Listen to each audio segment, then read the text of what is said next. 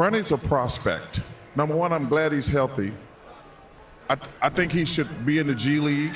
He's not ready to play in the NBA right now. When LeBron James and his son Bronny are on the floor at the same time, his first in NBA history. How do you view the situation? He's a point guard, two guard. His probably best attribute right now is being a defender. But I think to take the pressure off him and let him get better as a player, he should be in the G League. Charles Barkley just dropped a bomb about Bronny James that got LeBron heated. During NBA on TNT, Barkley straight up said Bronny isn't NBA ready and should head to the G League. But that's not even the craziest part. LeBron James watched his son go 1 for 11 in preseason, then had to hear Barkley tell the world his kid isn't good enough. You know what happens when you question LeBron about his son? The king wasn't about to let this one slide, and his reaction is something you need to see. Let's look at what's really happening with Bronny on the court, because these numbers tell a story nobody expected. In his first 3 preseason games, Bronny only managed to sink 1 shot out of 11 attempts. I mean, I think we've only, in modern time, I remember when King Griffey Jr. and his dad was on the field together with the Mariners, and to see this, I never thought it was even possible. I believe the first game of the season they're going to play, I will be at that game. Now, run tell that. October 22nd, Shea going to be in the house. For the first time in NBA history, oh man, it's nepotism. Half the corporations is nepotism. That's rough for any player, but when you're LeBron's son, those stats hit different. Watch his game footage and you'll see a player who's clearly talented but struggling to find his rhythm. His shots aren't falling. Contested threes clank off the rim, drives to the basket get disrupted, and even open looks just won't drop. But here's what's interesting. Even when his offense isn't clicking, Bronny's still making plays on defense, getting his hands in passing lanes, and showing flashes of that James basketball IQ. But we need to talk about USC because that's where things get complicated. Bronny's college career didn't give him the runway most NBA prospects get. He was getting limited minutes, and just when he needed to be developing his game, he was dealing with something way bigger than basketball. That cardiac arrest before the season, it changed everything. While other players were in summer workouts getting ready for the season, Bronny was focused on just getting back on the court. And honestly, the fact that he's playing at all is incredible. Think about his college numbers for a second. 8.8 points across 4 games at USC. Compare that to someone like Dalton Neck, who's been lighting it up in pre-draft workouts. The difference in playing time and development is huge, and it shows up in their performances. So when scouts started watching Bronny, they weren't seeing the polished product they expected. With the 55th overall pick in the 2nd round, LeBron and his son now officially have the opportunity to be the first father-son duo to play in the NBA at the same time. Bronny James, thank God, he's in this position.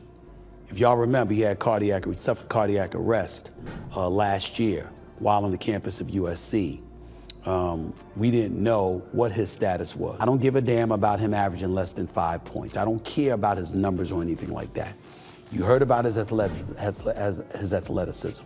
You heard about his defensive prowess. You heard about the potential that he may have.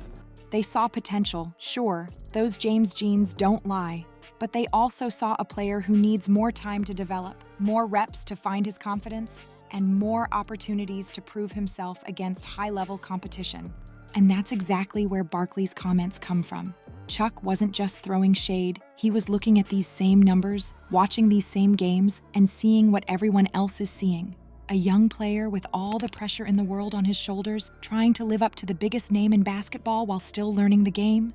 But here's what makes this whole situation about to explode. Charles Barkley isn't just any analyst making these comments. He's got history with LeBron, and when he starts talking about Bronny needing G League time, that's when things really start heating up. You know those moments when someone says what everyone's thinking, but nobody wants to say out loud?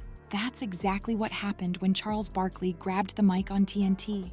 While everyone else was dancing around the subject of Bronny's NBA readiness, Chuck went straight for the jugular with some brutal honesty that set off a chain reaction. The whole TNT crew got quiet when Barkley started breaking down Bronny's game. He didn't sugarcoat it.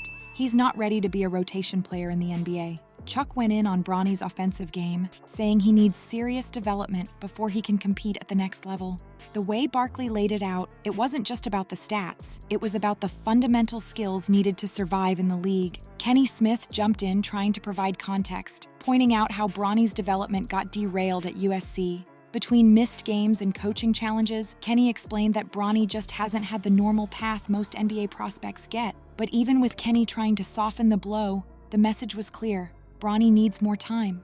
This isn't the first time Chuck's gone hard on young players entering the league. Remember how he used to critique young stars who came straight from high school? But there's something different about this situation. You could see it in Chuck's face. He knows he's walking a fine line here. He's got respect for LeBron, always has. Even called him one of the greatest ever. But that didn't stop him from being honest about Bronny. The TNT crew started getting nervous, trying to add some positive spin. But Chuck wasn't done. He talked about how having the James name puts a target on Bronny's back. Every defender's gonna come at him harder. Every mistake's gonna be magnified. In Chuck's mind, sending Bronny to the G League isn't an insult. It's protection, a chance to develop without the world watching every move. You could feel the tension building in the studio. Ernie Johnson tried steering the conversation to safer territory, but the damage was done. Chuck had said what he felt needed saying, and now everyone was waiting for the inevitable: LeBron's response. Because if there's one thing we know about the King, it's that when someone talks about his family, especially Bronny, he's not going to stay quiet. The whole basketball world started holding its breath, knowing this wasn't just about basketball anymore. This was about a father, his son, and one of the most outspoken voices in NBA history dropping truth bombs that nobody else dared to say out loud. Those truth bombs Chuck dropped? They landed right in LeBron's lap during what should have been a routine post-game interview. And if you think you've seen LeBron fired up before, you haven't seen anything like what happened when someone brought up Barkley's comments about his son. The moment a reporter mentioned Chuck's take, you could see LeBron's whole demeanor change. This wasn't just another critic taking shots. This was about his son, and LeBron wasn't having it. He looked straight into the cameras and delivered a message that was part father, part defender. As long as you still have life, then you always have belief. The way he said it, you knew this wasn't just about basketball anymore. We've seen this protective side of LeBron before when it comes to Bronny. Every time someone questions his son's path or potential, LeBron's there to shut it down. But this time felt different. The usual confidence was there, but there was something else too. A raw emotion that only comes out when someone's talking about your kid. What's crazy is how quickly the Lakers rallied around the James family. LeBron's teammates started speaking up, backing Bronny and emphasizing that development takes time. They've seen firsthand how the pressure of being LeBron's son affects everything Bronny does on the court. Every shot, every play, every move gets analyzed under a microscope that most young players never have to deal with. Even Magic Johnson couldn't stay quiet on this one. The Lakers legend jumped on Twitter to defend Bronny, pointing out how the Lakers organization knows exactly what they're doing when it comes to developing young talent.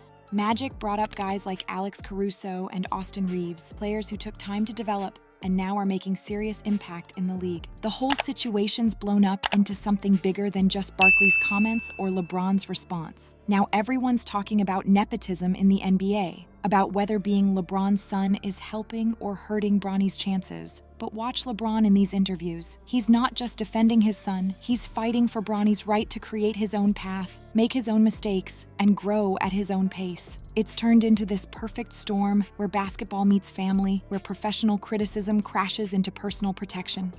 And right in the middle of it all, you've got a father doing what fathers do, standing up for his kid, no matter who's on the other side of the argument. But with all this drama heating up, people started looking at what Chuck actually suggested. And that's where things get interesting. Lost in all this back and forth between legends is a simple truth about the G League. It's turned average players into NBA stars right under our noses. The South Bay Lakers alone have produced some of the most surprising success stories in recent NBA history, and they might be exactly what Bronny needs.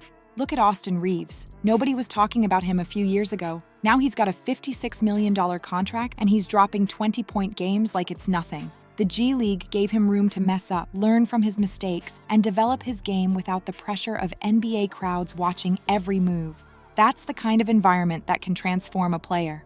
The South Bay Lakers have this system down to a science. They take promising players and give them something they can't get in the NBA: minutes. Real, meaningful playing time where they can work through their weaknesses and build confidence. Alex Caruso is another perfect example. He went from G League grinder to NBA champion, and now he's a key player for the Bulls. That doesn't happen by accident. And Bronny wouldn't be the first NBA son to take this path. Guys with famous dads have used the G League to step out of their father's shadows and build their own identity. The beauty of it is the reduced pressure. No national TV games, no Twitter storms after every missed shot, just pure basketball development. The scouts are seeing it too. They're watching guys come through the G League system and emerge as completely different players. It's like a basketball lab where you can experiment with your game, find your strengths, and work on your weaknesses without the weight of NBA expectations crushing you. Think about what that could mean for Bronny. Instead of trying to live up to the James name in front of packed NBA arenas, he could be getting 30 minutes a night in the G League, running the offense, making mistakes, and learning from them. That's how you build a complete player. The G League isn't some consolation prize. It's becoming the secret weapon for smart teams who know how to develop talent. Players get more practice time, more game reps, and more chances to prove themselves. They can focus on getting better without worrying about trending on social media after every game. Maybe that's what Barkley was really trying to say before everything exploded. Beyond all the drama and heated responses, he might have accidentally pointed out the perfect path for Bronny to become his own player, develop at his own pace, and eventually make his own name in the NBA. Because at the end of the day, isn't that what this is really all about? When you really break it down, this whole situation isn't just about Bronny and Chuck trading words through the media. It's about something every kid with a famous parent faces: crazy expectations versus the reality of natural development. We've seen it before with players like Steph Curry and Klay Thompson, who had to deal with their own kind of pressure coming from NBA families. The truth is, there's no perfect blueprint for making it to the NBA, especially when your last name carries so much weight. Some players need more time, others less, but what matters is finding the right path. Whether that's through the G League or straight to the pros, the real victory isn't in rushing to meet expectations. It's in taking the time to become the best player you can be.